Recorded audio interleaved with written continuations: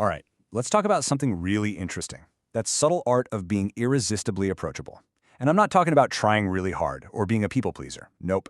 This is about that delicate magnetic balance, the kind that just pulls people in, almost like magic. I mean, you know those people, right? They just walk into a room and they've got this calm, grounded vibe. They're not loud, they're not chasing the spotlight, but everyone just kind of wants to be around them. They're warm for sure, but they're not needy. So what is going on there? What's the secret sauce? That's exactly what we're going to dig into. Okay, so to really get to the bottom of this, we've got to bust a pretty big myth right off the bat. You know that whole idea that being approachable means you have to be the loudest person in the room, or super agreeable, always smiling? Yeah, that's not it. Real, effortless approachability is way deeper and honestly, a lot quieter than that. So here's what it really boils down to. Approachability isn't just about being friendly on the surface. Psychologically, it's all about creating a sense of emotional safety for other people. See, on a level we're not even aware of, our nervous systems are always scanning the people around us, and they're asking one simple question. Is this person safe? Or, are they emotionally regulated? Basically, are they calm? Are they in control of their own state? And that question, that feeling of safety, is the real foundation of any genuine connection. So this whole idea of emotional safety, it brings us right to the core problem, right? The two most common ways people get this whole thing wrong. It's such a delicate balance, and if you tip too far one way or the other, you actually end up pushing people away without even meaning to. So let's break down these two extremes. And it's pretty fascinating how our subconscious minds read these signals. So on one end of the spectrum, you've got just pure warmth, but with zero boundaries. That sends out this subconscious signal that says, I need you to like me. And our brains, they don't interpret that as kindness. They feel it as pressure. Then on the complete other side, you've got pure independence without any warmth. And that signal is loud and clear. You don't have access to me. It just comes across as emotionally unavailable, totally closed off.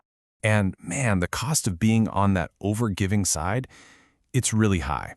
If you've ever been that person who's always listening, but nobody ever really listens back to you, or you're the helper who just feels totally invisible, then you know exactly what this feels like.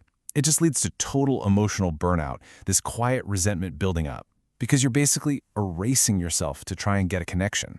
And it's not a real connection, is it? Now, on the flip side, hiding behind that wall of I'm fine, I'm unbothered independence, that has its own price tag. It just creates this huge distance. People might look at you and admire how strong you seem, but they don't feel like they can actually connect with you. And what does that lead to? Missed connections, relationships that never go past the surface, and this really deep internal loneliness. Because yeah, you might be admired, but you're not truly known. Okay, so those are the two extremes, right? So what's the middle ground? Where is that magnetic sweet spot?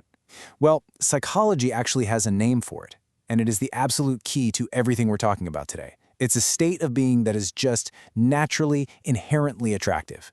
And this is it. This is what we're aiming for. It's called secure attachment energy. All that means is it's a state of being where you're just as comfortable with closeness as you are with distance. You're not chasing after people looking for validation, but you're also not pulling away to protect yourself. You're just calm. You're whole, all on your own. And really, this gets to the absolute core of it. Wholeness is magnetic.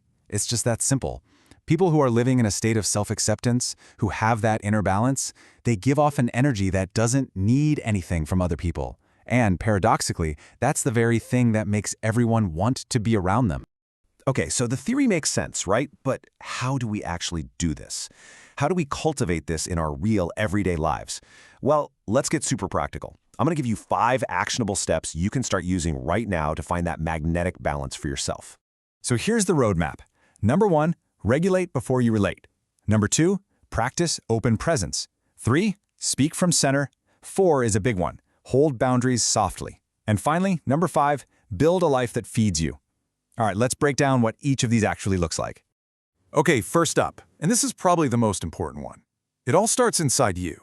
Before you even try to relate to someone else, you got to focus on your own nervous system. All that means is just getting a handle on your body's stress response. Simple things like slowing down how you speak, consciously relaxing your shoulders, maybe taking a tiny pause before you answer someone. All of that signals safety. And not just to other people, but back to yourself too. You know, there is so much power in the actual words we choose. When you speak from need, it kind of sounds like you're asking for permission just to take up space. But when you speak from your center, you're communicating this grounded sense of confidence. I mean, just feel the difference between saying, "Sorry to bother you, but," versus, "I have a question when you have a moment." See, it's not about being aggressive or loud, it's just about being aligned with yourself. A lot of us have this idea that boundaries are like these big, harsh walls that we put up to push people away. But they don't have to be like that at all. When you can just calmly state what works for you without a big apology or a long, drawn-out explanation, you actually build respect. It shows that you value yourself, and you know what? It makes other people feel safer because they know exactly where they stand.